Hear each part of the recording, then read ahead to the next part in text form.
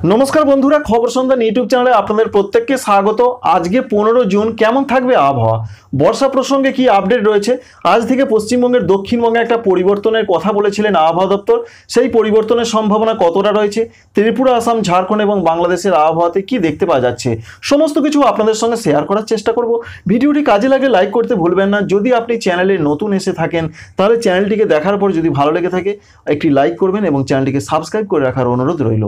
এই মুহূর্তে যা লেটেস্ট আপডেট রয়েছে পশ্চিমবঙ্গের দক্ষিণবঙ্গের ক্ষেত্রে তাতে গতকাল পর্যন্ত 14 জুন পর্যন্ত বর্ষা যে জায়গায় দাঁড়িয়ে ছিল সেই জায়গায় থমকে রয়েছে, অর্থাৎ বর্ষার বিরাট কোনো অগ্রগতি দেখতে পাওয়া যায়নি।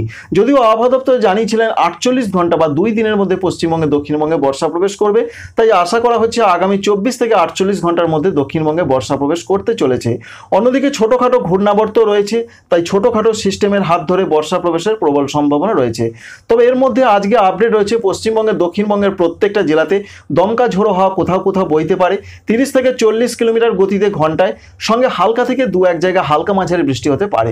কলকাতা, হাওড়া, হুগলি, 2 24 পরগনা, 2 মেদিনীপুর, ঝাড়গ্রাম, বাঁকুড়া, পুরুলিয়া, পশ্চিম বর্ধমান, পূর্ব বর্ধমান, নদিয়া, বীরভূম, মুর্শিদাবাদ দক্ষিণবঙ্গের 15টি জেলাতেই এই রয়েছে পূর্বাভাস।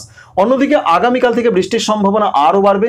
আবহাওয়া দপ্তর জানাচ্ছেন 16 তারিখ থেকে অর্থাৎ আগামীকাল থেকে বৃষ্টির সম্ভাবনা খুব বেশি রয়েছে পশ্চিমবঙ্গের দক্ষিণবঙ্গে।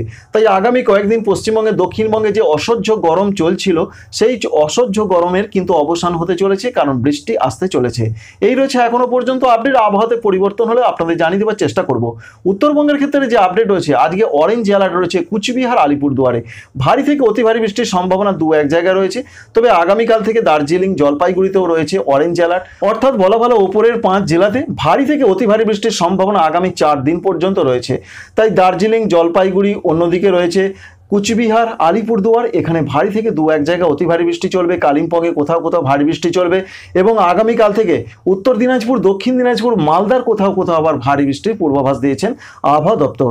তাই আগামী কয়েকদিন উত্তরবঙ্গে প্রচণ্ড বৃষ্টির সম্ভাবনা, দক্ষিণবঙ্গে ঝেঁপে বৃষ্টি আসার একটা সম্ভাবনা রয়েছে।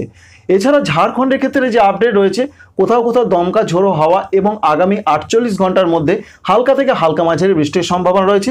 আগামী 2 দিনের মধ্যে বর্ষা প্রবেশের একটা সম্ভাবনা রয়েছে ঝাড়খণ্ডে, পশ্চিমবঙ্গে এবং উড়িষ্যাতে।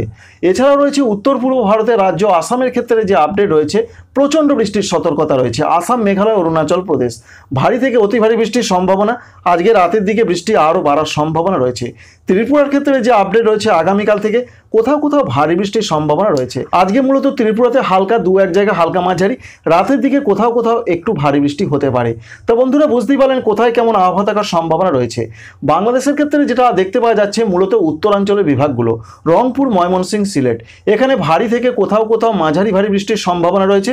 তবে দক্ষিণের বিভাগগুলোতে বৃষ্টির সম্ভাবনা কিছুটা কম। খুলনা, বরিশালে 2-1 জায়গায় হালকা থেকে 2-1 জায়গায় হালকা মাঝারি বৃষ্টির সম্ভাবনা রয়েছে। তবে চট্টগ্রাম এবং ঢাকার সঙ্গে রাজশাহী বিভাগের কিছু কিছু জায়গায় হালকা মাঝারি বৃষ্টি চলতে পারে। বিক্ষিপ্ত আকারে কালবৈশাখী ধরনের ঝড় বৃষ্টির একটা সম্ভাবনা আজকে বিকালের দিকে রয়েছে।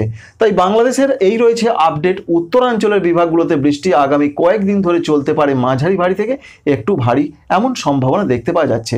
তো বন্ধুরা বুঝতেই পারলেন কোথায় কেমন আবহাওয়া থাকার সম্ভাবনা রয়েছে। ভিডিও ভালো লাগলে আরেকবার আপনাদের রিকোয়েস্ট করছি চ্যানেলটিকে সাবস্ক্রাইব করে রাখবেন।